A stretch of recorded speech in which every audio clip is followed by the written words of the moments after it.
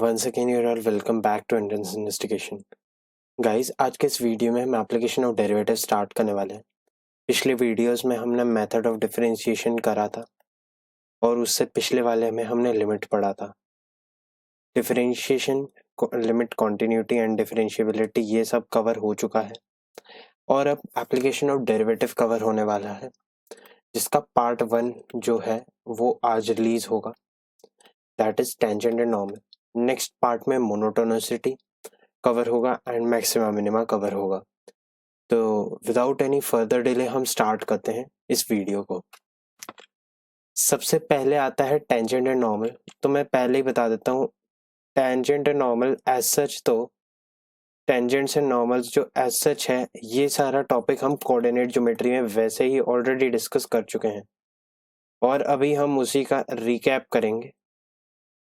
ठीक है, इसी के ऊपर ही हम सारी डिस्कशन करेंगे और हम यहाँ पर हमने कुछ स्पेसिफिक कर्व्स के ऊपर बात की थी। We had a discussion on some specific curves. Specific curves का मतलब है मेरा, जैसे यहाँ पर अगर कोऑर्डिनेट ज्योमेट्री में बात करें तो हमने यहाँ पर टेंजेंट नॉर्मल तो हमने कोनिक सेक्शंस पे देखा था। अगर मैं सही कहूँ तो कोनिक सेक्शंस पे देखा था, यानी कि हमने सर्कल पे देखा था, हमने पैराबोला पे देखा था, हमने एलिप्स पे देखा था और हमने हाइपरबोला पे देखा था।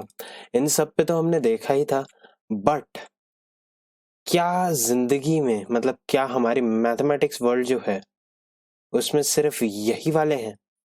हमारी मैथमेटिक्स में अनंत कर्व हैं, देयर आर मेनी कर्व्स, और उसी के लिए हमें हर कर्व के ऊपर, किसी भी कर्व के ऊपर उसका टेंजेंट और उसके नॉर्मल को लिखने के लिए पहले ये फील आना चाहिए कि टेंजेंट और नॉर्मल एक्चुअल में है क्या। टेंजेंट एंड नॉर्मल एक्चुअल में क्या है, ये समझ आ जाए जब, तब हम किसी भी कर्व के लिए उसके टेंजेंट और नॉर्मल के इक्वेशंस को लिख सकते हैं। तो ये अपन का थोड़ा सा छोटा सा इंट्रोडक्शन था। अब इसको फील करते हैं। Let's try to feel what is tangent, what is normal and its use. ठीक है, लेट्स से अगर मैं कोई ग्राफ बनाऊं, ठीक है, I'll consider graphing to be the primary condition because it is all the coordinate geometry skills. ठीक है, अगर मेरा कोई ग्राफ लेट से ऐसा है तो इस पे बहुत सारे पॉइंट्स होंगे। बेसिकली कोई कर्व है, ये एक कर्व है, और कर्व है क्या, कर्व का अगर मैं बहुत ही लेमैन टर्म्स में बोलूं तो this is a collection of points, collection of points. ठीक है, जिसे हम बेसिकली लोकस कहते हैं। ठीक है, लोकस ऑफ पॉइंट्स कह लो, कलेक्शन कह लो। अगर हमें कोई पॉइंट स्पेसिफाई कर दिया इस कर्व पर, लेट से x1 y1, तो हम उसकी टेंजेंट लाइन की इक्वेशन लिख सकते हैं और हम उसकी नॉर्मल की इक्वेशन लिख सकते हैं। अभी टेंजेंट है क्या चीज? टेंजेंट बेसिकली वो लाइन की इक्वेशन है जो सिर्फ इस कर्व को इस पॉइंट पर टच करती है एंड बाकी किसी पॉइंट पे टच नहीं करती। तो अगर मैं इसी वाली चीज का एक मैग्निफाइड व्यू बनाऊं तो ये ऐसे है और टेंजेंट लाइन बस ऐसे टच कर रही है, मतलब सिर्फ इस पॉइंट से ये इंटरसेक्ट कर रही है। This point is x1, y1। तो बेसिकली ये जो लाइन है, इसका इक्वेशन लिखने के लिए हम यूज करेंगे एप्लीकेशन ऑफ डेरिवेटिव को, एप्लीकेशन ऑफ डेरिवेटिव को, मतलब बेसिकली डेरिवेटिव्स को हम यूज करेंगे। तो this is an application of derivative. अब इसको इस फिगर में समझते हैं। इस कर्व के अंदर we can visualise it very perfectly. जैसे ये वाली चीज, सब टेंजेंट सब नॉर्मल को फिलहाल के लिए छोड़ दो, will discuss it later, but फिलहाल आप इस बात पे समझें कि अगर ये मेरा कोई कर्व है, if this is my curve, तो ये वाला पॉइंट x1 y1 है जो हमें डिजायर्ड पॉइंट है और ये हमारी टेंजेंट लाइन की इक्वेशन है। This is the equation of tangent, right. अगर ये टेंजेंट लाइन की इक्वेशन है तो मुझे पता है कि किसी भी लाइन की इक्वेशन लिखने के लिए मुझे दो पैरामीटर्स की जरूरत होती है। एक तो उसका स्लोप चाहिए और एक उसका पॉइंट चाहिए। तो बेसिकली किसी पॉइंट और किसी स्लोप के बारे में पता हो तो मैं किसी लाइन की इक्वेशन को कंप्लीट कर सकता हूँ। ये हमने पढ़ा था स्ट्रेट लाइन में। अगर किसी ने नहीं पढ़ा है तो जाके देखो। ए और डी को देखने से पहले आई वुड रिकमेंड कि आप थोड़ा सा डिफरेंशियल कैलकुलस पढ़ के आए हो और आपको थोड़ा बहुत बेसिक नॉलेज हो कर्व्स के बारे में। तो कोऑर्डिनेट ज्योमेट्री भी आपका अच्छा होना चाहिए। ठीक है, फिलहाल हमें पता है कि ये स्ट्रेट लाइन है और इसको हमें बनाने के लिए ये चीज चाहिए। ठीक है, अच्छा हमने जब डिफरेंशिएशन पढ़ा था तो हमने कहा था कि ये जो dy बाई डी एक्स है ना, ये वाली जो चीज है ये स्लोप ऑफ टेंजेंट है। ठीक है, और ये स्लोप ऑफ टेंजेंट जो चीज है यही हमारा tan थीटा बन जाता है और यही हमारा स्लोप ऑफ लाइन होती है। तो बेसिकली हम कह सकते हैं कि जो ये dy ओवर dx है ना, यही हमारी स्लोप है। कूल। अच्छा, हमें ये पता लग गया कि मेरा dy ओवर dx जो है यही मेरा स्लोप है, राइट। और अगर मुझे अच्छा मुझे ये भी पता है कि कोई पॉइंट पे हम किसी पॉइंट पे इसकी स्लोप चेक कर रहे हैं इस कर्व में। मतलब बेसिकली कहने का मतलब है अगर x1 y1 से पास कर रहा है तो मैं इस कर्व का dy बाई dx देखूं तो वो अलग अलग पॉइंट्स पे अलग अलग आएगा। पर इस पॉइंट पे स्पेसिफिकली देखना है तो इस पॉइंट पे जो dy बाई dx होगा at this point x1 y1 that is my required slope. ठीक है, ये मेरा रिक्वायर्ड स्लोप है। अगर आप ध्यान से देखें तो यहां वाली लाइन जो है ना, ये वाली जो लाइन है, इस वाली लाइन का स्लोप चाहिए, इस वाली लाइन का स्लोप चाहिए तो हर पॉइंट के लिए dy बाई dx अलग होगा। पर इस वाले पॉइंट पे dy बाई dx जो होगा वही मेरी स्लोप है। This is my actual slope which I wish to calculate. यही तो मेरी स्लोप है which I wish to calculate.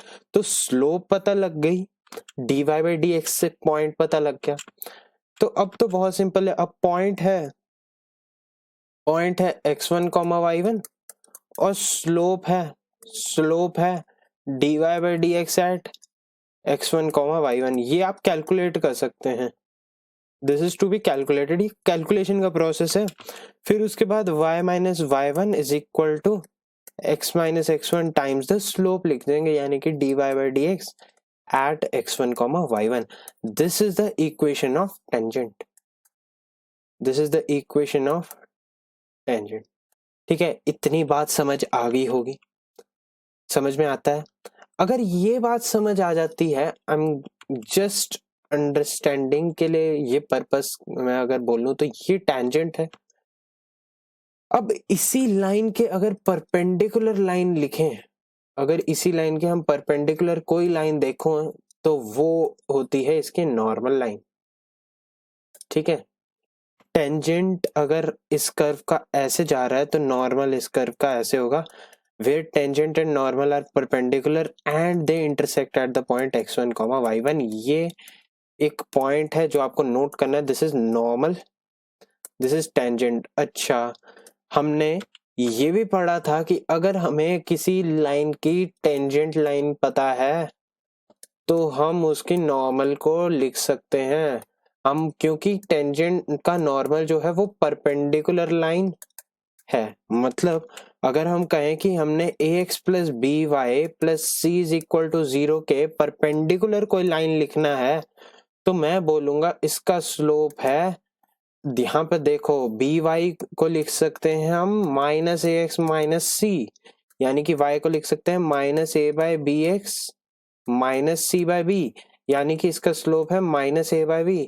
तो इसका स्लोप हो जाएगा बी बाई ए, क्योंकि m डैश -1 होना चाहिए। तो बेसिकली ये वाले प्रोसेस में हम कर क्या रहे हैं, हम एक और साइन चेंज कर रहे हैं एक तो, ठीक है, और a और b को इंटरचेंज कर रहे हैं। तो परपेंडिकुलर लाइन में मैं कह सकता हूं कि अगर मैं इसे bx minus A Y plus some lambda equal to 0 कर लूं और अब मैं इसको x1 y1 से सेटिस्फाई करके लैम्डा का वैल्यू निकाल लूं, तो मैं इसके perpendicular bx minus ay plus lambda equal to 0 will be the line that is perpendicular to given tangent मिल जाएगी, और line perpendicular to given tangent is actually the normal। तो बेसिकली बात इसी पॉइंट पे लाई करती है। देखो बेसिकली हम कर क्या रहे हैं ना, try to understand the fact.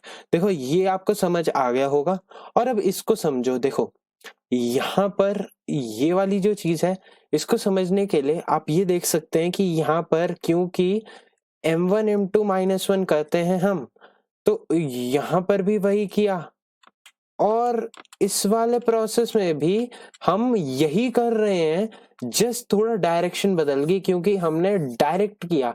This is the shortcut है ना, this is a simple method, ठीक है, जिससे आप टैंजेंट और नॉर्मल को लिख सकते हैं। ठीक है गाइस, तो ये बेसिकली टैंजेंट और नॉर्मल का बेसिक सा इंट्रोडक्शन था। इसके ऊपर हम थोड़ा सा डिस्कशन तो कर ही चुके हैं, और अगर आप इसमें प्रॉब्लम्स करना चाहते हैं तो प्रॉब्लम्स अभी तो फिलहाल हम रिवीजन चेकलिस्ट जैसे ही कंप्लीट कर लेंगे, प्रॉब्लम्स भी आएंगी, but for the time being आप एओडी की प्रॉब्लम्स को देख सकते हैं, एओडी की प्रॉब्लम्स को देख सकते हैं। उसके अलावा you can watch coordinate geometry में काफी प्रॉब्लम्स ऐसे डिस्कस हुए हैं जिसमें अगर नॉर्मल लाइन की इक्वेशन लिखनी है तो आप टेंजेंट के परपेंडिकुलर लाइन की इक्वेशन लिख दो। ठीक है, तो ये एक मेथोडोलॉजी, हमेशा ये वाली चीज लगाना जरूरी नहीं है कि m1 m2 -1 लगा। देखो अगर देखो मैंने जब हाइपरबोला पढ़ाया था, हाइपरबोला के लिए भी मैंने टेंजेंट लाइन की इक्वेशन आपको डिराइव की थी, और नॉर्मल की मैंने टेंजेंट के परपेंडिकुलर यूज किया था। I didn't use any new concept, I use the same ordinary concept. तो आपको भी वही करना है, रिवीजन अच्छे से करना है। उसके अलावा देखते हैं आगे और क्या क्या करना पड़ेगा। ठीक है, सबसे पहले कुछ इंपॉर्टेंट पॉइंट्स हैं, note to be remembered. Point x1 y1 will satisfy the equation of curve and the equation of tangent and normal। Obvious सी बात है, अगर यहाँ कोई कर्व है, इस पॉइंट पे हमें x1 y1 पे टेंजेंट और नॉर्मल बनाना है, तो टेंजेंट लाइन इससे पास करेगी, ये नॉर्मल लाइन है, इसको मैं n इक्वल टू 0 से रिप्रेजेंट कर सकता हूँ, इसको मैं t इक्वल टू 0 से रिप्रेजेंट कर सकता हूँ। रिप्रेजेंटेशन है, घबराइएगा नहीं। ठीक है, अच्छा नेक्स्ट पॉइंट देखते हैं। If the tangent to any point p on the curve is parallel to x axis, मतलब बेसिकली अगर मैं ये x कोऑर्डिनेट लिखूं, ये xy सिस्टम में देखूं, और यहाँ कहीं ऐसा कर्व हो जाए सच दैट टेंजेंट कुछ इस तरीके से आ रहा है इस पॉइंट x1 y1 के लिए, तो हम देख सकते हैं कि यहाँ वाली लाइन का slope is 0, because tan of 0 degree है, क्योंकि इसका inclination with the positive x axis 0 है। ठीक है, तो इसीलिए यहाँ पर इसका dy by dx 0 होता है एट द पॉइंट P। तो हमारा पॉइंट P यहाँ पर x1 y1 है। ठीक है गाइस, ये हमारा सेकंड पॉइंट हो गया। तो थर्ड पॉइंट देखते हैं कि tangent at any point on the curve that is parallel to y axis, तो dy by dx अगर इनफाइनाइट है, यानी कि dx by dy 0 है। तो थर्ड केस में हमारे पास ये वाली चीज ऐसा कुछ आ जाएगा कि अगर ऐसा कोई कर्व है तो इस टाइप के कहीं पे इस point, let's say this point is p point that is x1 y1, तो यहाँ पर dy by dx will tend to infinity. तो आप करें कि dx by dy निकाल लीजिए, x और y को इंटरचेंज किया, तो बेसिकली यहाँ पर x और y को इंटरचेंज करने से इसकी कोऑर्डिनेट सिस्टम कुछ इस तरीके से बन जाएंगी। ठीक है, तो इसीलिए ये वाली चीज 0 आ जाएगी उस केस में। वैसे भी देख सकते हैं इसका रेसिप्रोकल लेंगे तो 1 by infinity will somewhat tend to 0। ठीक है, ये आ जाता है। अच्छा, if the tangent to the point on the curve is equally inclined, जब भी equally inclined लिखा हो ना, equally inclined लिखा हो, तो इसका मतलब है कि 45 डिग्री या 135 डिग्री होगा स्लोप। क्यों? क्योंकि हमारे पास जो कोऑर्डिनेट सिस्टम है वो इधर से हाफ सेक्शन देखें इसका, तो ये 45 डिग्री बनेगा, और इधर से अगर हम हाफ सेक्शन देखें तो यहाँ से 45 इस साइड इस डायरेक्शन में बनेगा, यानी कि ये वाला angle will be 135 degree. Which is actually 180 degree minus 45 degree. तो इस केस में हम देखेंगे कि यहाँ पर जो एंगल्स हैं दैट इज tan 45 और tan 135 डिग्री इक्वली इंक्लाइंड के लिए यहाँ पर ये वैल्यू -1 होती है और ये वाली 1 होती है। जब हमें ये पता लग गया तो हमारी हेंस इससे हम ये कंक्लूड कर सकते हैं कि dy by dx प्लस -1 होता है। नेक्स्ट है, if an angle tangent makes equal intercept on the coordinate axis, equal intercept on the coordinate axis बनाने हैं तो वो दो ही केसेस में पॉसिबल है। Equal intercept on coordinate axis यहाँ पर आ सकता है where they are also equal, या यहाँ पर आ सकता है वेर ये लेंथ इक्वल हो। अच्छा, कई लोगों का ये भी होगा कि इस वाली चीज से भी तो आ सकता है। आंसर इज यहाँ पर ये पॉजिटिव है, यहाँ पर ये नेगेटिव है, तो इंटरसेप्ट इक्वल नहीं होगा। हम मैग्नीट्यूड में भी इक्वल, बट अगर हम विद साइन बात कर रहे हैं तो उसके लिए dy by dx has to be -1 specifically. ठीक है, तो ये आपके लिए एक और इन्फॉर्मेशन। इसका लॉजिक देखिए, अगर यहाँ पर ये वाला 135 डिग्री हो गया, ये हमें पता है 90 है तो ये 45 हो जाएगा। तो अगर ये A है ये B है तो A बाई B जो है वो tan 45 हो जाएगा, और tan 45 तो 1 होता है तो A इक्वल टू B आ जाएगा। तो हेंस काउंटर रिजल्ट से ये एंगल प्रूव हो जाता है। तो इसमें आई थिंक कुछ वो करने की जरूरत नहीं है, there is nothing to explain. Next है, tangent to a curve at a point x1, y1 can even be drawn दो dy by dx at P does not exist। यहाँ पे दो, दिस वुड बी दो dy by dx does not exist। For example अगर हम बात करें, just a moment, थोड़ा सा यहाँ पर देख लेते हैं। मैंने आपको बताया था x की पावर 2/3 जो कर्व है, x की पावर 1/3 का हमने डिस्कशन किया था कि ये इनवर्स होता है, ऐसा कुछ ग्राफ होगा इसका x की पावर 1/3 का। तो x की पावर 2/3 का समवॉट ऐसा कुछ ग्राफ होता है। ठीक है, मतलब बेसिकली हमेशा पॉजिटिव क्वांटिटी होगा, और पॉजिटिव होगा तो उसका क्यूब रूट भी पॉजिटिव होगा। तो ये कुछ इस टाइप का ग्राफ होगा। जस्ट अज्यूमिंग कि आपको इतना बेसिक नॉलेज है ग्राफ प्लॉटिंग का। तो अब यहाँ पर आप देख सकते हैं कि यहाँ पर जो ये लाइन है ना x इक्वल टू 0, ये इस कर्व को सिर्फ एक बार कट कर रही है। तो ये एक तरह से इस लाइन की इस कर्व के लिए टेंजेंट लाइन की तरह बिहेव कर रही है। तो इसीलिए x इक्वल टू 0 या y इक्वल टू 0 ये टेंजेंट किसी को भी डिक्लेयर कर सकते हैं। जनरली हम कहते हैं कि क्रॉसिंग द कर्व्स वाली बात है, तो ये वाली चीज हमारी टेंजेंट है। बेसिकली यहाँ पर नॉन डिफरेंशिएबल है ये point, this point is not exactly differentiable, मतलब we can't comment about differentiability at this point, but हम कहेंगे क्योंकि यहाँ पर एक पॉइंट एग्जिस्ट कर रहा है तो x इक्वल टू 0 एक टेंजेंट है, y इक्वल टू 0 को भी कोई लोग टेंजेंट कहेंगे, बट सिंस यहाँ पर इसने बात की है कि x इक्वल टू 0 को हम टेंजेंट की बात कर रहे हैं, तो consider x equal to 0, there is no harm in considering that as well. Okay, so ये हमारे पास कुछ डिस्कशन था छोटा मोटा इस टॉपिक के ऊपर, जो कि था टेंजेंट एंड नॉर्मल। अब हम नेक्स्ट पॉइंट के ऊपर डिस्कशन करते हैं जो कि काफी इंपॉर्टेंट है, this a very important point, और ये हमने कोऑर्डिनेट ज्योमेट्री में डिस्कस किया हुआ है। कोऑर्डिनेट ज्योमेट्री में हमने डिस्कस किया हुआ है ये लाइंस में, बेसिकली लाइंस में, और लाइन में और हमारे पास एओडी में एक चीज कॉमन होती है जिसके कारण ये आता है कि यहाँ से लाइन में जो स्लोप होती है वो dy by dx होती है, और ये दोनों इक्वल हो जाते हैं, इसीलिए हमारा ये टॉपिक एग्जिस्ट करता है।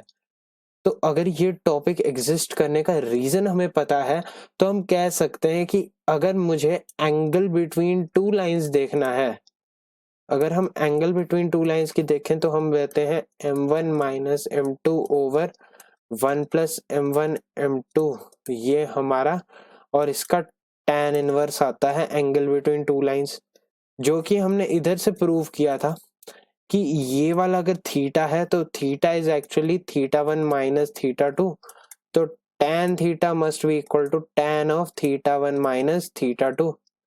Okay sorry, tan of θ1 minus θ2 आएगा, which is equal to tan θ1 minus tan θ2। Over 1 plus tan theta 1 tan theta 2। इसमें मैं डिटेल में नहीं जा रहा हूँ जस्ट बिकॉज ये हमने एप्लीकेशन ऑफ कोऑर्डिनेट ज्योमेट्री में डिस्कस किया हुआ है, so there is no point explaining that again and again. ठीक है, तो ये आपको पता होना चाहिए, these are some prerequisites जो आपको पता होने चाहिए। ठीक है, तो यहाँ पर अब क्या है, अगर यहाँ पर कोई दो कर्व हो जाए, ऐसे कोई दो कर्व है पर यहाँ पर कहीं इंटरसेक्ट कर रहे हैं, तो मैं कहूंगा कि इसके बीच में हमें एंगल बताना है। तो आप कहोगे कि दो लाइन बता सकता हूँ, दो लाइन पता है तो मैं एंगल बता सकता हूँ, एंगल बता सकता हूँ। ठीक है, तो दो लाइन है तो मैं एंगल बता सकता हूँ, तो पहला लाइन ये आ जाएगा, दूसरा लाइन ये आ जाएगा। तो बेसिकली कहने का मतलब है कि ये एंगल हो सकता है, और हम जनरली एक्यूट एंगल को कंसीडर करते हैं, तो छोटा जो भी एंगल होगा मतलब उसका पॉजिटिव वैल्यू को ही हम कंसीडर करेंगे। तो basically angle of intersection between two curves is actually defined as the angle between the two tangents, angle between the two tangents minded. ठीक है, angle between two tangents drawn to the two curves at their point of intersection. Basically two tangents हैं और इन्हीं की हमें slopes के साथ deal करना है, और slopes are actually dy by d x. तो आप दोनों पॉइंट्स, दोनों कर्व्स के लिए dy by d x at that point निकालो and you are done, that is it. इससे ज्यादा कुछ करने की जरूरत ही नहीं है। If the angle between the two curves is 90 degree, तो उस केस में they are known as orthogonal curves. उस केस में क्या होगा कि आपका जो dy बाई डी एक्स होगा ना, पहले वाले कर्व के लिए x1, y1, फॉर कर्व 1 के लिए अगर मैं बात करूं, और कर्व 2 के लिए अगर मैं बात करूं, तो यहाँ पर जो dy बाई डी एक्स होगा एट x1, y1 यहाँ पर होगा। तो यहाँ पर अगर ये वैल्यू m1 है और यहाँ पर ये वैल्यू m2 है, तो m1 m2 का वैल्यू -1 आ जाएगा। बस दैट इज इट, इससे ज्यादा कुछ करने की जरूरत ही नहीं है। तो ये हमारा एंगल ऑफ इंटरसेक्शन हो जाता है बिटवीन टू कर्व्स। नेक्स्ट है हमारा length of tangent and normal. Length of tangent, normal, सब टेंजेंट एंड सब नॉर्मल, ये याद रखने की जरूरत नहीं है, या प्रूव करेंगे उस दिन, जिस दिन आपका एग्जाम है उस दिन इसे प्रूव करना है। Nothing to remember, nothing to worry. देखो कैसा भी कुछ भी पूछ लेना, आपको कुछ नहीं करना, आपको यही फिगर याद रखनी है। इकलौती फिगर जो याद रखनी है वो ये है। ठीक है, मैं इसमें अलग अलग रंगों में आपके लिए बना देता हूँ। सबसे पहले तो हम टेंजेंट बनाएंगे, तो ये हमारी टेंजेंट लाइन हो जाती है। ओके, इसी के परपेंडिकुलर जो होती है वो हमारी नॉर्मल होती है। ओके, ये हमें पता लग गया। देखिए यहां से ओरिजिनेट हो रही है, अगर हम ये वाला एंगल लेट से थीटा मान लें, तो इसका जो स्लोप है वो है m, that is dy by d x. वही वाली चीज क्या है, tan थीटा। ये वाला एंगल 90 डिग्री है। ठीक है, अच्छा हमें पूछा गया है लेंथ ऑफ टेंजेंट। तो लेंथ ऑफ टेंजेंट एक्चुअली क्या होता है, ये होता है ये वाली लेंथ, कलर ये वाला ले लेते हैं ना। तो ये वाली जो लेंथ है ना, ये वाली जो लेंथ है, this is the length of tangent. Cool. ठीक है, तो ये वाला हमारा कौन सा है, x1, y1 है ना। ठीक है, तो यहां पर जो मेरा m है वो है tan थीटा, और इसका वैल्यू है dy by d x at point x1, y1। बस ठीक है, ये पहला पॉइंट। लेंथ ऑफ टेंजेंट, पहले हमें थोड़ा सा सिंप्लीफाई करना है चीजों को, we have to simplify the things from our end. ठीक है, यहां से देखते हैं ये वाली चीज क्या हो जाएगी, length of normal. Okay, point से हमारे एक्सिस के साथ जो इंटरसेक्शन है that is what we have to find out. ठीक है, ये हमारा x1, y1 है, वी हैव दिस। ठीक है, तो इससे हमें पता लग गया कि y minus y one is equal to m times x minus x1। अगर मेरा टेंजेंट लाइन का इक्वेशन है, ठीक है, तो अगर मैं y को 0 कर दूं, अगर मैं y को 0 कर दूं, तो मेरा x कोऑर्डिनेट ये वाला पता है मुझे। y को 0 करने पे ये वाला x कोऑर्डिनेट पता है। एक मिनट, यहाँ पर हम एक और परपेंडिकुलर लाइन ड्रॉ कर लेते हैं। ठीक है, ताकि चीजें और सिंप्लीफाई हो जाएं हमारे लिए। अब बेसिकली आपको समझना क्या है कि अगर ये वाला y1 कोऑर्डिनेट पे है y एक्सिस पे, तो इसका मतलब फिजिकली इसका मीनिंग है कि ये वाली जो लेंथ है, ये वाली लेंथ y1 है। इसीलिए हमें इस चीज की भी अब जरूरत नहीं पड़ेगी। We have to simplify the things around here, so हम इसको नहीं यूज करेंगे, ठीक है। जस्ट टेंजेंट की इक्वेशन लिखने के लिए लिख सकते थे, बट इसको यूज बिल्कुल भी नहीं करने की जरूरत है। देखो ये वाली लेंथ y1 है, ये हमारा एंगल 90 डिग्री है, क्योंकि हमने ये परपेंडिकुलर ड्रॉ किया है। अच्छा, ये वाली जो चीज है ना, टेंजेंट की projection along the x axis, ये होती है लेंथ ऑफ सब टेंजेंट। एंड सिमिलरली नॉर्मल की प्रोजेक्शन अलोंग एक्स एक्सिस, ये होती है लेंथ ऑफ सब नॉर्मल, ठीक है। बस दैट इज इट, ये आपको पता है।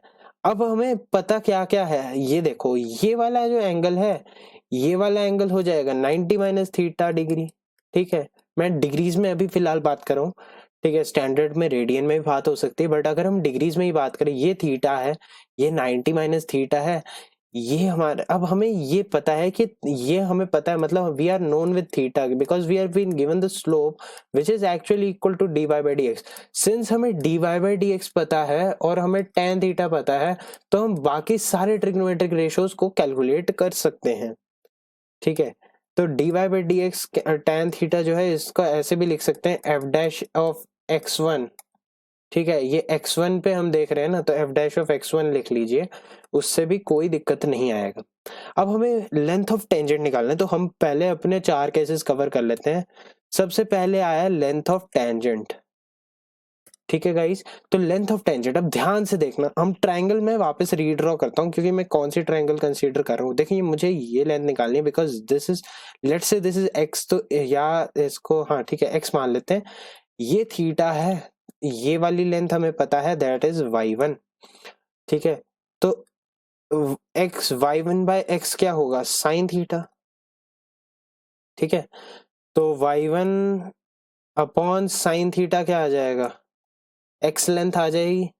अच्छा, tan थीटा हमें पता है कि वो लेट से m है, तो साइन थीटा कितना आ जाएगा, देखो tan थीटा m है, तो ये m, ये 1 और ये अंडरूट 1 प्लस एम स्क्वायर आ जाएगा, तो ये आ जाएगा m upon under root 1 plus m square आ जाएगा, ठीक है। तो x आ जाएगा, यानी कि length of tangent, length of tangent जो आएगा वो आ जाएगा, सॉरी यहाँ पर आ जाएगा y1 under root 1 plus m square आ जाएगा, या इसको लिख सकते हैं y1 into under root 1 by m का स्क्वायर प्लस 1, ऐसे लिख लीजिए, ठीक है। ये आपको मैनिपुलेशन आना चाहिए, ठीक है। सॉरी, ये कहाँ पहुंच गए हम, हाँ ठीक है, ये ऐसा आ गया। तो लेंथ ऑफ टेंजेंट आ गया हमारे पास y1 under root 1 plus, sorry 1 by d y by d x का स्क्वायर, ये आ जाएगा, ठीक है। तो यहाँ पर लेंथ ऑफ टेंजेंट आ गया हमारे पास, ऐसे ही पिछले वाले फॉर्मूले लिखी थी, तो ऐसा कुछ नहीं है यहाँ पर। Note that F dash of x1 is m, ठीक है, ये आपको पता होगा। अच्छा, लेंथ ऑफ सब टेंजेंट देखें तो ये वाली लेंथ है, let's say this is k, तो k क्या है एक्चुअल में, y1 का कौन सा, y1 बाय k क्या है, y1 बाय k है हमारे पास tan थीटा, ठीक है। तो k आ जाएगा y1 अपॉन tan थीटा, और tan थीटा तो क्या है, m है, तो y1 upon d y by d x होगा, यानी कि y1 अपॉन एफ डैश आ जाएगा, ठीक है, ये आ जाएगा।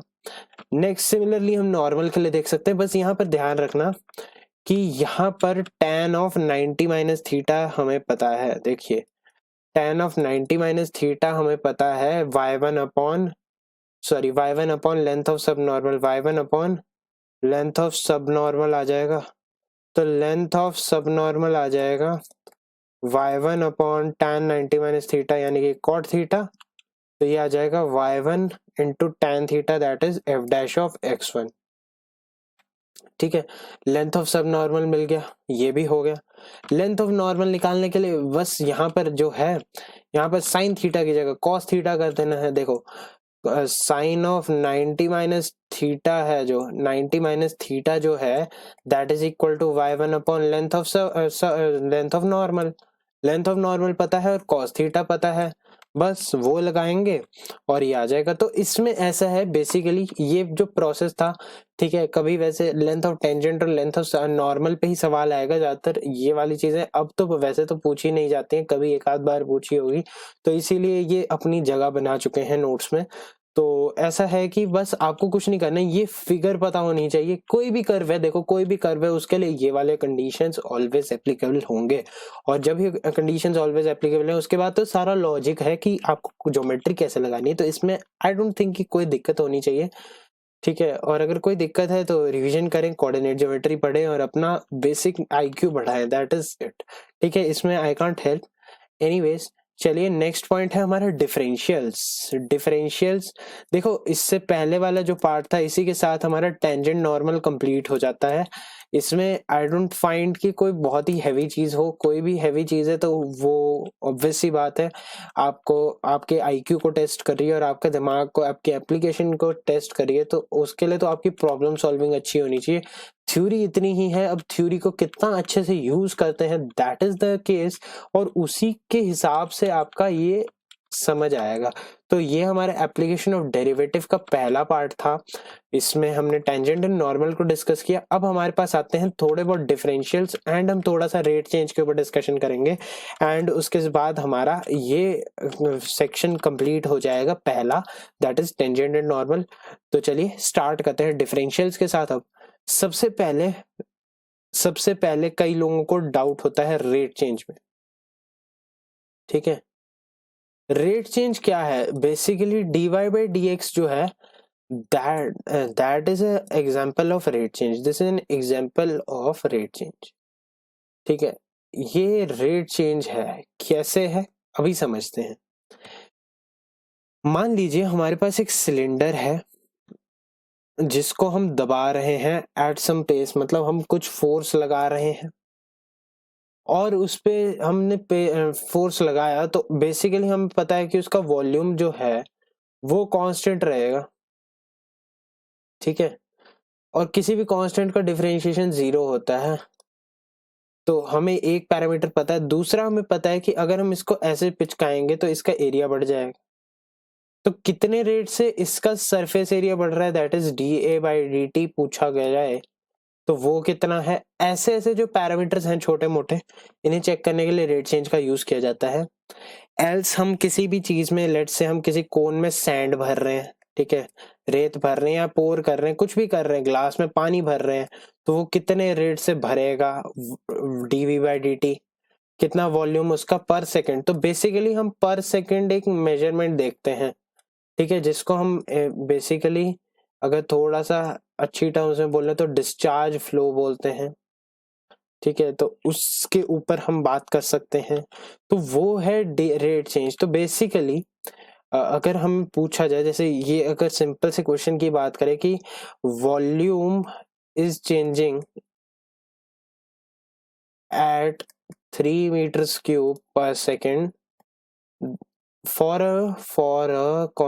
a cube, volume is changing at 3 meters cube per second, the rate of change, अब आगे the rate of change of its side length क्या है। तो basically what we need to understand is कि साइड लेंथ का rate of change क्या है। तो हमें relation, we have to establish a relation, what we have to solve is to establish a relation between the two, ठीक है। ये जो दो है ना, वॉल्यूम और साइड, इनके बीच में एक रिलेशन होता है और क्यूब के लिए होता है v is equal to a cube. अगर हम इनको डिफरेंशिएट करें, इफ वी डिफरेंशिएट इट, तो ये आ जाएगा dV/dt is equal to 3a² dA/dt। Because I am differentiating it with respect to time, तो मुझे ऐसे भी देखना पड़ेगा, ठीक है। तो मुझे चाहिए rate of change of its side length, तो ये आ जाएगा, ठीक है। Differentiating with respect to time क्यों किया? क्योंकि मेरे पास ये वाली क्वांटिटी नोन थी और इसको हम बेसिकली dV/dt कह सकते हैं। 3 पता लग गया, और इसमें यहाँ पर ऐसा भी लिखा होगा व्हेन साइड इज 1 मीटर। अगर ऐसा लिखा है तो आप ऐसे लिख सकते हैं इसे कि dV/dt हमें पता है 3 मीटर क्यूब पर सेकेंड है, और हम 3 टाइम्स ऑफ a² यानी कि 1 मीटर स्क्वायर इंटू dA/dt अगर लिखें तो यहाँ से ये यूनिट वाइज भी स्पेसिफाई कर देता है कि rate of change of side is 1 metre per second provided कि rate of change of its volume is 3 metre cube per second. ठीक है, फॉर अ क्यूब है, ये क्यूब के लिए बात हुई है, for that particular cube for that particular object ये बात होती है। इसी में चीजों को कॉम्प्लिकेट कर देते हैं और बच्चे कंफ्यूज हो जाते हैं, बट ऐसा कुछ कंफ्यूज होने वाला नहीं है, बहुत सिंपल है। आई वुड रिकमेंड कि आप इसकी एनसीईआरटी बुक के फर्स्ट एक्सरसाइज कर लीजिए, that is more than sufficient to understand this topic. इसके बाद हमारा दूसरा एक अलग सा टॉपिक होता है, तो होता है अप्रोक्सीमेशंस का। ठीक है, अगर मैं अप्रोक्सीमेशंस की बात करूं, अगेन ये भी काफी इग्नोर्ड टॉपिक है और इससे भी बहुत ही रेयरली क्वेश्चन आएगा। तो अप्रोक्सीमेशन को हम कह सकते हैं इस तरीके से समझिए, limit delta x tending to 0 delta y by delta x जो होता है that is d y by d x. ठीक है, तो फॉर एन अप्रोक्सीमेशन अगर मैं लिमिट हटा दूं तो आई वुड से कि delta y by delta x है मेरा जो, वो है d y by d x, right. अब आप लोगों को बहुत सिंपल लगने लग जाएंगी चीजें। देखो यहां पर y माइनस वाई वन, इसको लिख लो d y by d x times x minus x one. ठीक है, फॉर एग्जाम्पल अब यहां पर ये वाली चीज को कैसे यूज किया जाएगा, लेट्स से मुझे निकालना है example, for a simple example अगर हम देखें। ठीक है, अगर हम बात करें कि कौन सा एग्जाम्पल लिया जाए, लेट्स से मुझे 218 का क्यूब रूट निकालना है, तो ये हो जाएगा। देखो मैं आपको एक सीधी सीधी बात बताता हूँ, पिछले साल जेई मेन जनवरी के मेरी शिफ्ट में ही 2020 के जैन अटेम्प्ट की मैं आपको शिफ्ट भी बता देता हूँ, 8 जैन की सेकंड शिफ्ट में इलेक्ट्रोकेमिस्ट्री के क्वेश्चन में ये वाली चीज फंसी थी। ये कहाँ से निकालें, तो इसमें मतलब अगर जिसको पता नहीं है ना ये वाली चीज, वो इसको अप्लाई नहीं कर पाएगा। ठीक है, इसको करते हैं, ये थोड़ा रेलेवेंट है, ये थोड़ा सा शायद कई लोगों को इररिलेवेंट लग रहा हो, तो इसको रहने दो। ठीक है, लेट्स स्टडी दिस, इसको एज ए होमवर्क ले लेना यार, मैंने मिटा दिया, गलती कर दी, चलो बच गए। ठीक है, इसको एज ए होमवर्क ले लेना। ठीक है, ओके। 10⁻⁴ ये इलेक्ट्रोकेमिस्ट्री के क्वेश्चन में फंसा था, तो किसी को ऐसे थॉट भी नहीं आना था कि ये इस टॉपिक से आया है। तो 10⁻⁴ सॉल्व करने के लिए हमें क्या करना है, हम ऐसा करते हैं 10⁻⁴, 10 इज अ क्लोजेस्ट क्यूब, 10 का क्लोजेस्ट क्यूब है 8 जो कि है 2 का क्यूब। तो अगर मैं फंक्शन एफ ऑफ एक्स यानी कि y इसको अज्यूम करूं x⁻⁴ और मैं x1 को 2 मान लूं, ठीक है, और मुझे x जो पता है, क्योंकि मुझे पता है कि जो x है वो 10 है, क्योंकि मुझे f ऑफ 10 कैलकुलेट करना है, तभी तो मुझे 10⁻⁴ यानी कि y एट 10 कैलकुलेट करना है। तो देखो मैं अगर x को 10 डाल दूं, ठीक है, यहाँ पर भी 8 डालना है, x1 8 है, x 10 है, तो मेरे पास यहाँ पर y1 दिया गया है कि 2 है और मुझे y कैलकुलेट करना है। ठीक है, अच्छा ये वाली चीज x1, y1 पे है पहली बात। तो अब यहाँ पर हम देख सकते हैं, ऐसे लिखो delta y by delta x is equal to d y by d x. अच्छा d y by d x at x1, y1 अगर हम देखें, यानी कि d y by d x at 8,2 देख रहे हैं, तो d y by d x आ जाता है 1/3 x⁻⁻² इसको डिफरेंशिएट करना आता होगा, नहीं आता है तो रिवाइज करें डिफरेंशिएशन, ये ऐसे आ जाएगा। अब इसमें हम डाल देंगे 8, जब इसमें 8 डाल दिया तो ये वाली वैल्यू मिल जाएगी हमें 1/3 इंटू 8⁻²/3, तो 1/3 इंटू 2 क्यूब का स्क्वायर यानी कि 2 का स्क्वायर, तो 1/3 टाइम्स 4 दैट इज 1/12, राइट। ये पता लग गया कि ये वाली चीज एक 1/12 है। अच्छा मुझे पता है डेल्टा एक्स एक्चुअल में क्या है, x2 माइनस x1, तो ये आ जाएगा 10 - 8 दैट इज 2, और डेल्टा वाई मुझे पता है, तो ये वाली चीज 1/6 आ जाती है, और डेल्टा वाई है y2 माइनस y1, y1 मेरा था 2, तो y जो मेरा है वो आ जाएगा 2 + 1/6 2.3। ठीक है, 1/6 कितना होता है यार, 6 1 6 है ना, 6 1 सॉरी पॉइंट आना था यहाँ पर 6 और यहाँ 4, तो 6 6 36 यहाँ पर, तो यहाँ पर 2.166 आना था इसका आंसर। ठीक है, 2.167 क्लोजेस्ट आंसर 2.17, मतलब ऐसे फिर वो रेंज देते हैं ना। अगर आपका न्यूमेरिकल आंसर में कुछ अजीब सा आंसर है, जैसा ऐसा आंसर है दिस इज रिकरेंट, तो आपके लिए रेंज दे देंगे 2.13 से लेकर के 2.17 तक, जो भी आंसर लिखा गया है दैट इज करेक्ट, ऐसा दिया जाता है उधर। ठीक है, तो इस चीज का ध्यान रखें, ऐसा घबराना नहीं कि यही आंसर लिखें, ये लिखें, ये लिखें, रेंज दिया जाता है। ठीक है, अगर ऐसा कोई आंसर होता है, ठीक है, तो आपको घबराना नहीं है। अगर एग्जैक्ट वैल्यू है तो एग्जैक्ट, तो अप्रोक्सीमेशन का आपको बेसिकली फंडा समझ आ गया होगा। आप 218 का क्यूब रूट ट्राई कर सकते हैं, आप 34 की पावर 1/5 ट्राई कर सकते हैं, ये दो आप एज अ होमवर्क ट्रीट कीजिए। ठीक है, तो ये हमारा था अप्रोक्सीमेशन का टॉपिक। अब हम थोड़ा बहुत वापस डिफरेंशियल्स जो हम बेसिकली पढ़ रहे थे, ये हमने रेट चेंज और ये, क्योंकि आप लोगों ने देखा होगा एनसीईआरटी में दिया हुआ है, डिफरेंशियल्स में ज्यादा कुछ नहीं है, उसी के ऊपर हम थोड़ा सा बेसिक सा डिस्कशन कर लेते हैं। बेसिकली देखो, dy by dx हम किसी चीज को लिखते हैं, ये let's say f dash x आ जाता है, तो dy को हम f डैश x dx लिख सकते हैं, ये हम इंटीग्रेशन में यूज करते हैं। फॉर एग्जाम्पल अगर हम y को x क्यूब लेट करते हैं, ठीक है, तो dy को हम 3x² dx लिखते हैं। अब ये बेसिक नॉलेज है इंटीग्रेशन की, अगर आपको है तो आपको पता है ये डिफरेंशियल फॉर्म में लिखना हुआ, बस, दिस इज नथिंग एल्स। ठीक है, यही है differential of a function is equal to the derivative multiplied by the differential. आप इसी को यूज किया कीजिए, मैं तो सजेस्ट करूंगा कि आप इसी को यूज कीजिए, हर बार dy by dx लिखने की जरूरत ही नहीं है। देखो, ये आपको पैरामीट्रिक रिप्रेजेंटेशन में हेल्प करती है, ये आपको और छोटे छोटे टॉपिक्स हैं उनमें बहुत हेल्प करती है, तो इसीलिए आप इसको पर्टिकुलरली यूज कर सकते हैं, there is no harm in using it. ठीक है, तो जैसे यहाँ पर अगर हमने y को tan थीटा लिया, तो यहाँ पर dy हो जाता है sec square theta d theta, basically dy by d theta ही किया ना, तो इसको ऐसे लिख लिए। ठीक है, तो ऐसा है कि जनरल में अगर हम बात करें तो ऐसे लिख सकते हैं। अब कांस्टेंट है तो कांस्टेंट का डिफरेंशिएशन 0 है, और ये इंडिविजुअली स्प्लिट हो जाता है, तो वो डिफरेंशियल का रूल ऐसे ही चल जाएगा। और ये वाली v du u dv, और इसके साथ ही अगर हम बात करें u dv, v du minus u d v over v square, denominator square denominator खाना। ठीक है, तो ये आ जाता है d of u by v, इसको भी ऐसा याद रख सकते हैं, नहीं भी रखेंगे कोई दिक्कत वाली बात नहीं है। ठीक है, इसको हम वापस उठाएंगे इसी टॉपिक को इन डिफरेंशियल इक्वेशन। फिलहाल ये हमारे लिए काफी था आज के इस वीडियो में। ठीक है, तो मिलते हैं गाइस अगले वीडियो में। आई होप आपको वीडियो पसंद आई होगी, लाइक वगैरह कर देना, कमेंट करके बताना वीडियो कैसी लगी, और आंसर्स भी चाहिए, अब आंसर्स भी चाहिए भाई, जो क्वेश्चन है आंसर्स भी चाहिए उनके कमेंट सेक्शन में। ठीक है, मिलते हैं अगले वीडियो में guys, until then bye bye, thank you very much.